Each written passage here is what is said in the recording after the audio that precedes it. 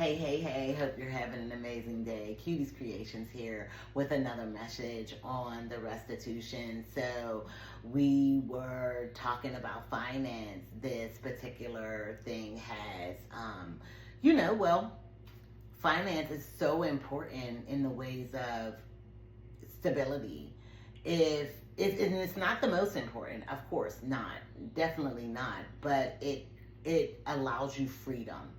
It allows you to have enough to be able to not live in fear of homelessness and hunger and being able to go on vacation with your family and just different things. So the finance is important in that way because you can't slow down and take care of yourself if you're always running to get money. And that's the reason why we're really focusing and bearing down on the money more than anything. Restitution is about the $2.9 million for every African American man, woman, and child. Restitution is about financial literacy and financial reform because we know that our stability depends on it.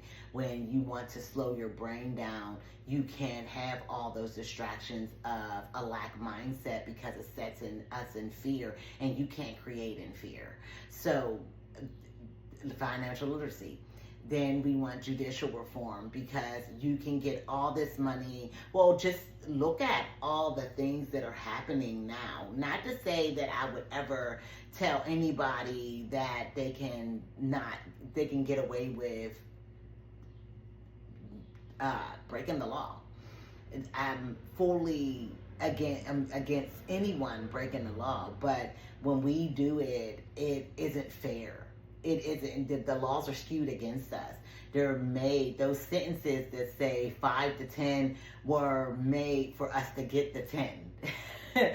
And then sometimes you're innocent, but either way, if you make a judicial system that is based off of money, the lawyers get paid, the judges get paid, the clerks get paid, the prisons get paid, the penitentiaries get paid, the jails get paid, all of those things get paid, and then you're feeding them the food, so those people get paid. They're having the phone calls, those people get paid.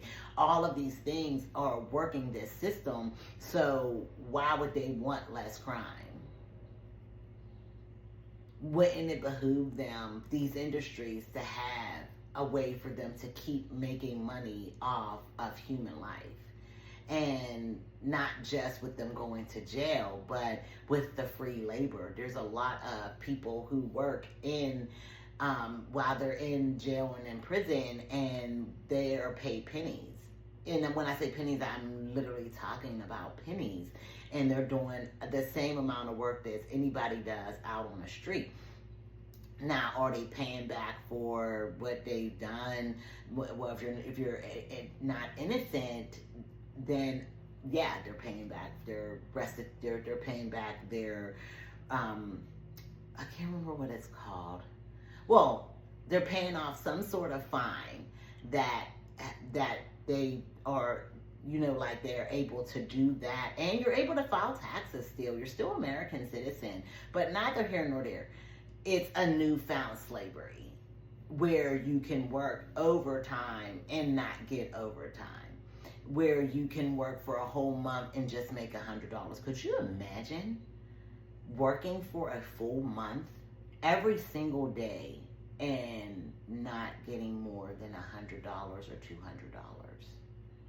That's crazy. And people do it in jail. So this is something that needs to be looked at.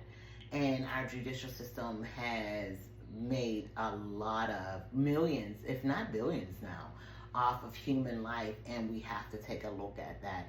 I am no expert in any way on how our jail and penitentiary system is laid out. I do not have any background in that, none whatsoever.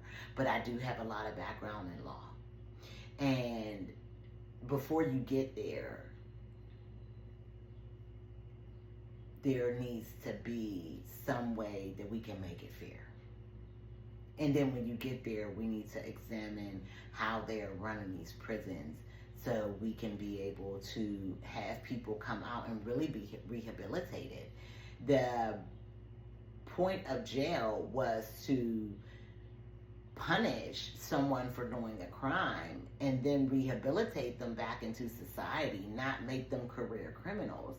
And what happens is when you go to jail, you either, there's three ways about it. You go and you never go back, and you say, okay, I'm just not going to do that, and I'm going to find a way to be able to live my life, but like not in that way.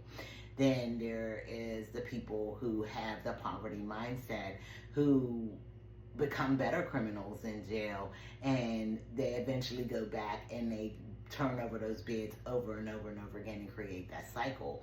And then there's the third person who went and were innocent and comes out and they want to fight the justice system, which can land them in either of those groups where they never go back, or they go back consistently because they were, it wasn't just for how they got put in there. But I digress. We're going to get to the financial, and we're going to discuss how these things were pressed against us, even though we were contributing in a lot of ways of finance and building in our country, and they were actively fighting against that to make sure that we didn't get out of the space of slaves. So, the Great Depression and the New Deal, the 1920s and the 1940s.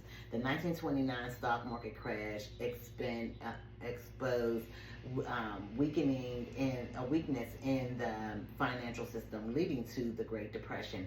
In response, Frederick D. Roosevelt New Deal introduced major reform, including the creation of the SEC 1934 and the FDIC 1933, which aimed to stabilize markets and protect consumers. These changes reshaped American finance and influenced global economic policies. African Americans were disproportionately affected by the Depression. They were often the first to lose jobs. New Deal programs, while transformative, frequently excluded black workers due to the segregationist policies. The Federal Housing Administration, FHA, also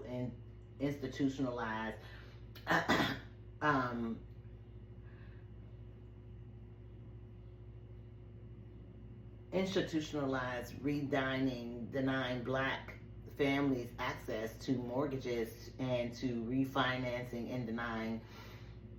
and reinforcing denying black families access to mortgages and enforcing segregated, underfunded neighborhoods. Okay, so basically, that's basically what we were talking about the other time, where every time there's an economic downfall, we have suffered at that blunt of that downfall. And every time that happened, we were able to pull ourselves up out of it, because that's the only way we were able to, we were the only people who were able to do that in itself. But these things, when they were making these laws, they weren't for us. And so, yeah, the country started to see this upflux of money, this upflux of industry and abundance, but that was denied to us, and we had to create our own, which we did, but there are so few of us that did, and we are still working against the systems that are in place to keep us in poverty. So I digress. Thank you so much for your time and your energy, and I want to thank my family for the support that they have given me. Like I told you yesterday, they have done a tremendous job of doing the work themselves, and I'm only happy to have them in my world to be able to do just that. Please like, share, subscribe, and comment down below. Let me know what you thought of this video, and have a great day.